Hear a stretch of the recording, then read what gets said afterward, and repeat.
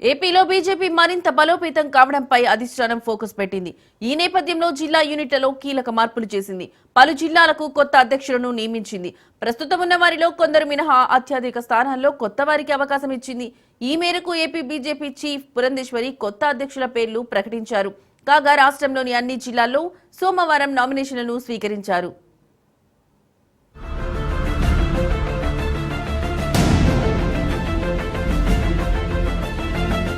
BJP Tirupati జిల్లా అధ్యక్షుడిగా సామంచి శ్రీనివాస్ ఎన్నికయ్యారు.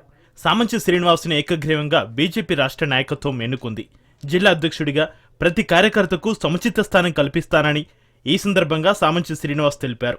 టీడీపీ, జనసేన పార్టీ నేతలతో కలిసి సమన్వయంతో పనిచేస్తానన్నారు.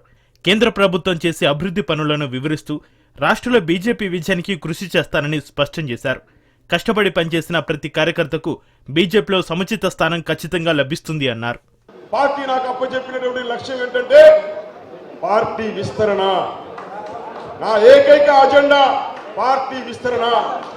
కోట్ల రూపాయలు ఖర్చు పెట్టి వేల కోట్ల రూపాయలు ఖర్చు పెడుతున్నప్పటికీ కేంద్ర ప్రభుత్వ నిధులతో భారతీయ జనతా పార్టీ యొక్క కార్యకర్తల యొక్క శ్రమకు సరైనటువంటి గుర్తింపు, గౌరవం లభించడం లేదు.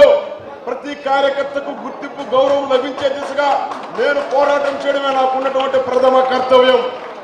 బీజేపీ పాలిత రాష్ట్రాల కంటే ఏపీకి కేంద్ర ప్రభుత్వం ఎక్కువ సాయం చేస్తుందని బీజేపీ ఎమ్మెల్యే ప్రభుత్వ విప్ ఆదినారాయణ రెడ్డి అన్నారు. వైఎస్ఆర్ జిల్లా బీజేపీ అధ్యక్షుడిగా వెంకట సుబ్బారెడ్డిని ఎన్నుకున్న సందర్భంగా ఆయన అభినందనలు తెలిపారు. తాను ఎన్నికల్లో పోటీ చేసినప్పుడు బీజేపీకి ఓట్లే లేవని, ఎలా గెలుస్తారని హేళన చేశారన్నారు. కానీ తాను 16,000 ఓట్ల మెజార్టీతో గెలిచానన్నారు. రోజురోజుకు ఏపీలో బీజేపీ బలం పెరుగుతుందని, రాబోయే రోజుల్లో కడప ఎంపీ స్థానంలో బీజేపీ అభ్యర్థి నిలబడతారని ఎమ్మెల్యే ఆదినారాయణ రెడ్డి అన్నారు. 50,000 ఓట్లతో రాష్ట్రంలో జాతీయ రహదారుల నిర్మాణాలు జరుగుతున్నాయని తెలిపారు. మన వాళ్ళే అందరూ ఇక్కడ అధ్యక్షుడైతేనే గొప్ప కాదు, కాని వాళ్ళంతా తక్కువని కాదు. అందరం ఉన్నాం.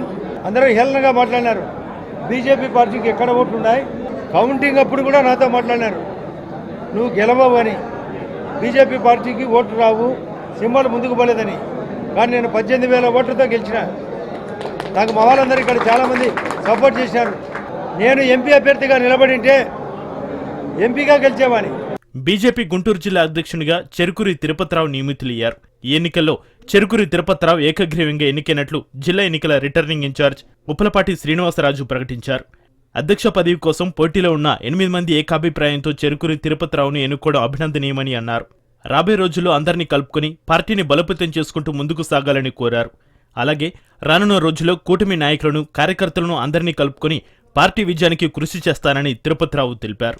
అందరినీ సమన్వయం చేసుకుంటూ ఈ జిల్లాలో రేపు జరగబోయే స్థానిక సంస్థల ఎన్నికల్లో కానీ, జరగబోయే మున్సిపల్ కార్పొరేషన్ ఎలక్షన్లో కానీ ప్రతి ఒక్క కార్యకర్త పనిచేసి, అలాగే కార్పొరేషన్లు అయితే కార్పొరేటర్లుగా, అలాగే గ్రామాల్లో అయితే సర్పంచులుగా, జడ్పీటీసీలుగా, ఎంపీటీసీలుగా అందరం కూడా మన కూటమి ప్రభుత్వం ఉంది కాబట్టి మన యొక్క బలాన్ని చూపించి మనం ప్రతి ఒక్క కార్యకర్త కష్టపడతారని చెప్పి, అందరినీ కలుపుకొని పనిచేస్తారని చెప్పి.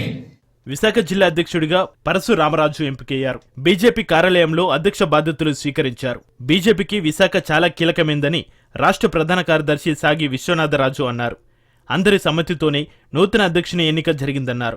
బీజేపీలో పదవులు ఉండవు, బాధ్యతలు ఉంటాయని, ప్రజాస్వామ్య పద్ధతిలో ఎన్నికలు జరిగాయన్నారు. అటువంటి ప్రాంతానికి నన్ను బాధ్యత తీసుకోమని చెప్పి ప్రార్థించినందుకు చాలా హ్యాపీగా ఫీల్ అవుతున్నాను. అలాగే బాధ్యత నెరవేరుస్తానని అందరికీ తెలియజేస్తున్నాను.